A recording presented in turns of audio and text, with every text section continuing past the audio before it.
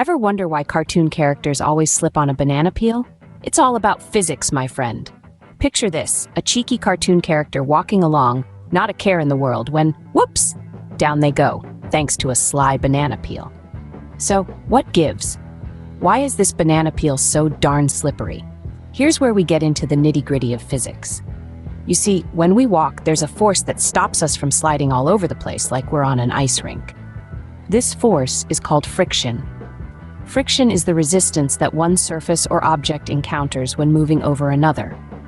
You can think of it like two best friends who don't want to let go of each other.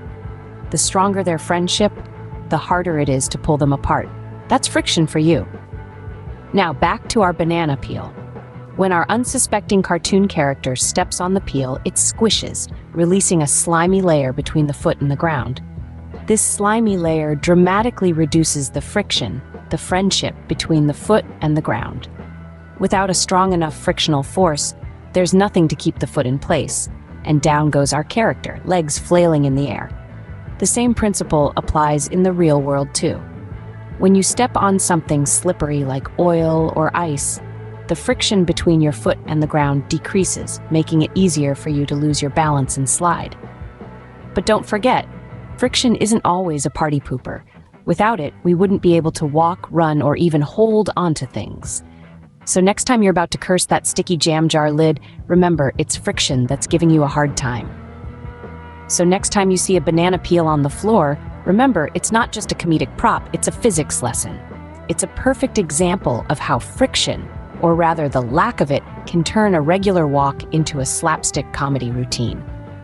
Now, isn't physics just bananas? Did you ever let go of a helium balloon as a kid and watch it float away, wondering why it didn't fall down like everything else?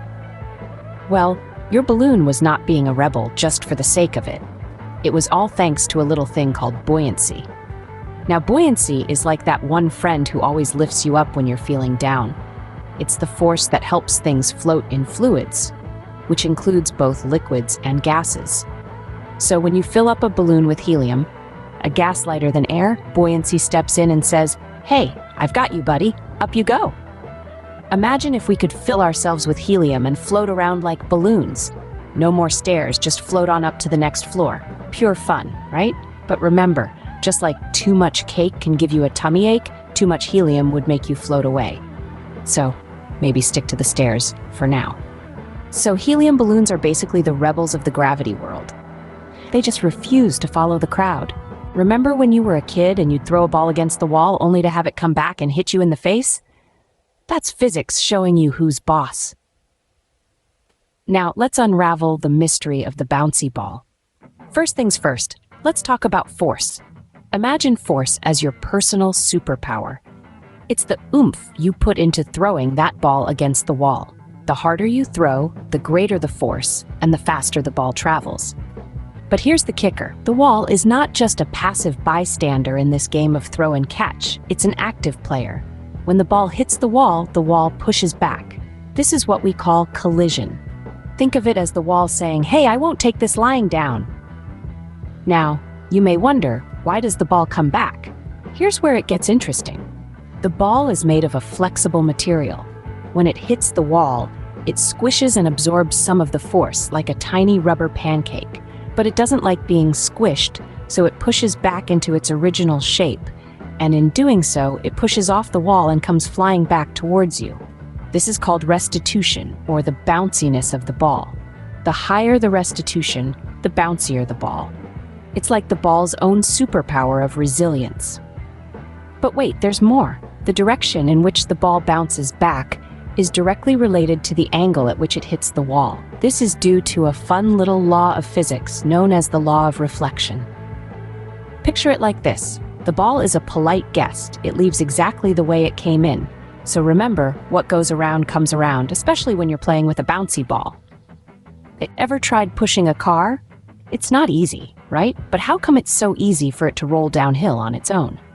Let's break it down.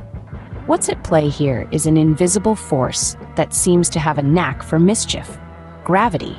Picture gravity as that annoying friend who always pushes you into doing things you don't want to do. You're the car, and gravity? Well, gravity's the friend with the pushy attitude. When you're trying to push the car uphill, it's like trying to convince your friend to do something they don't want to do. It's tough. You're working against gravity, that force that's constantly pulling everything towards the center of the earth, including your car. But when the car is at the top of the hill, gravity sees an opportunity. It's like your friend spotting a slide at the playground and saying, "Hey, why don't you slide down? It'll be fun."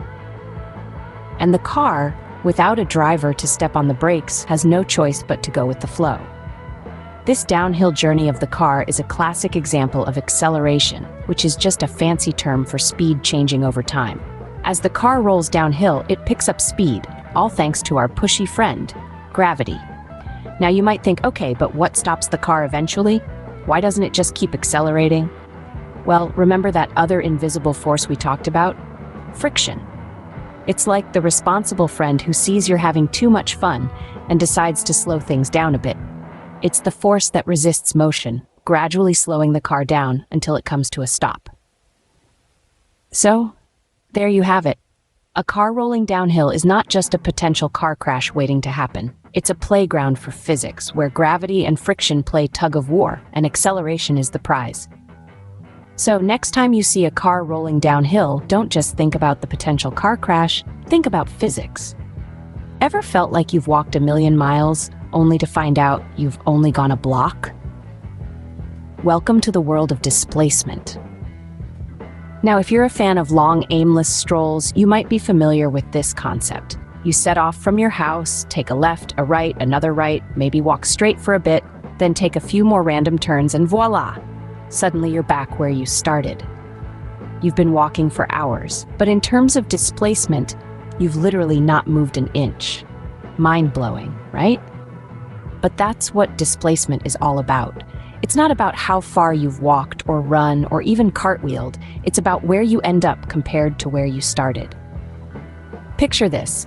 You're out exploring the neighborhood and you feel like you're on an epic adventure. You pass by Mrs. Johnson's cat, the old oak tree, the ice cream truck, and you've walked maybe a mile or two. But wait, there's your house again. In the world of physics, your epic adventure was just you going nowhere. You're like a hamster in a wheel, running and running, but staying in the same place. Here's a fun way to remember it. Displacement cares about the destination, not the journey. It's like that friend who never asks about your holiday but wants to know where you went. And here's a little secret. Displacement can be zero, even if you've been walking all day. You start at point A, walk around a bit, and end up back at point A. You've had a nice walk, but as far as displacement is concerned, you've been a couch potato all day. So next time you feel like you've walked a mile in a circle, remember, in the eyes of physics, you haven't gone anywhere. So, there you have it. Physics is everywhere, even in your banana peels and bouncy balls. We've taken quite the adventure today, haven't we? We've slipped on banana peels and discovered the friction that keeps us upright. We've let go of balloons and watched them defy gravity. We've bounced balls and felt the force of collision. We've watched cars speed away, their acceleration a testament to the laws of motion. And we've taken the scenic route home and exploring displacement along the way. All these everyday instances are full of physics lessons waiting to be unraveled. It's like a treasure hunt, but the treasure is knowledge. A very slippery, bouncy, speedy, long-winded treasure. So put on your explorer's hat and let's continue this journey together, one physics phenomenon at a time. So next time you slip on a banana peel, remember to laugh. Because physics is funny, even when you're falling on your butt.